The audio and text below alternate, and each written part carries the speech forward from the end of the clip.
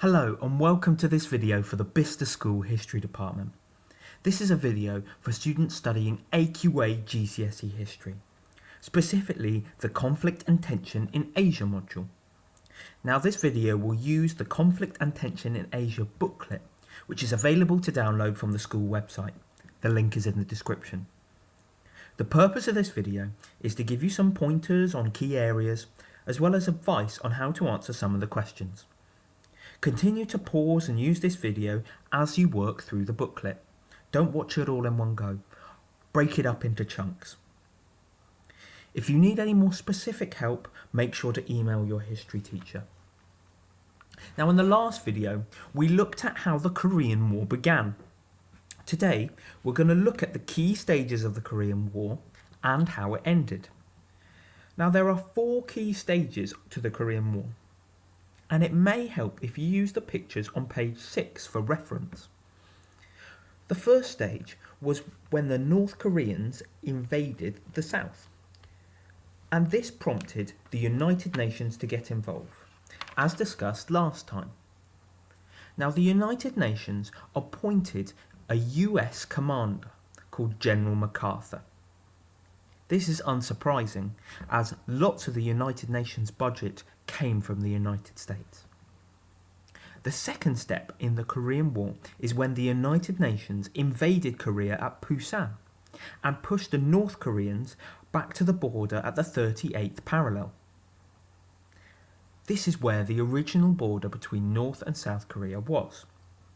However, MacArthur didn't stop, and the United Nations troops invaded North Korea. It was clear they were trying to get rid of communism entirely rather than just stop its spread.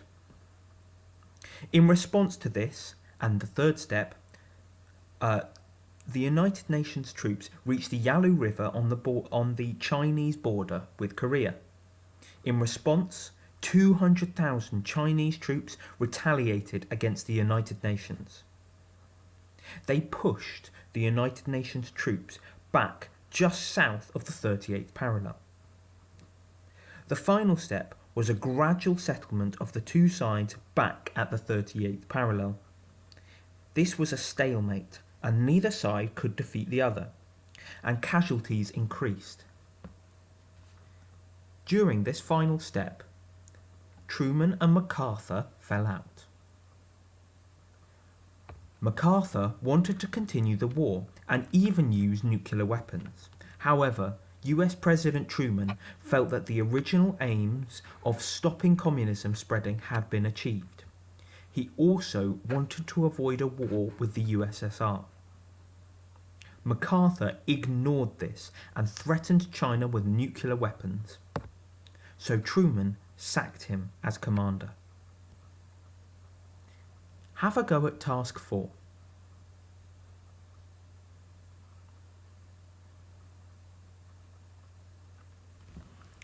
Task 5 is an account question.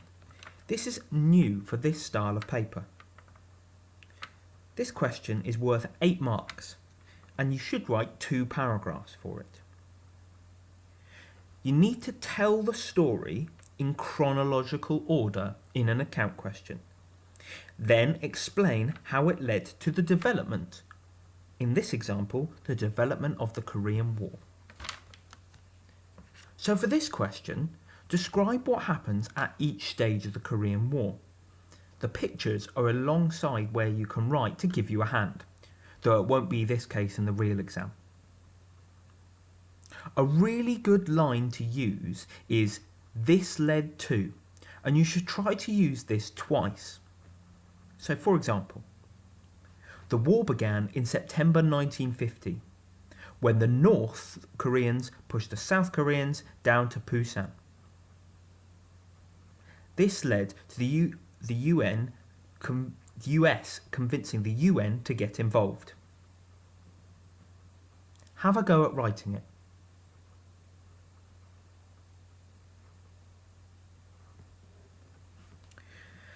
By 1951, the stalemate had been reached, and peace talks had begun, but there was no real progress until 1952. When the leader of the USSR, Stalin, died, and the new president of the USA was elected, there was hope of an agreement, and in 1953 an armistice was signed. The war had a big impact on the Cold War, and it complicated relationships with other countries. In particular, it heightened the tension between the USA and USSR and increased mistrust between the two. You can see a table of the impacts on each country, but I'd like to highlight in particular the impact on Korea itself, in which 1.3 million people died, including civilians, leaving industry destroyed and agriculture ruined. Task 6 is a practice exam question. This is the last question on the paper, and it is worth the most marks, 16. You should write 4 paragraphs for this question, and write for about 20 minutes. These questions will often focus on the beginnings, or the key events, or the end of either the Korean or Vietnam War. You will be given a statement and asked whether you agree or disagree. You should start off by writing 1 paragraph saying you agree with the statement, even if you don't really. Then 2 contrasting paragraphs and support that using specific evidence. You should then conclude by using your own opinion. So for this question, your first paragraph should talk about how the South was made free of communism, and how the US had achieved its aims in line with the Truman Doctrine. However, your other paragraphs could disagree. For example, how the main result was destruction of the Korean people, with 1.3 million dying. Or how the main result of the war was that it heightened tension between the USA and USSR and led into other conflicts, such as the Vietnam War. See if you can have a go at writing it. If you need any more specific help, remember to email your history teacher. Thanks for watching.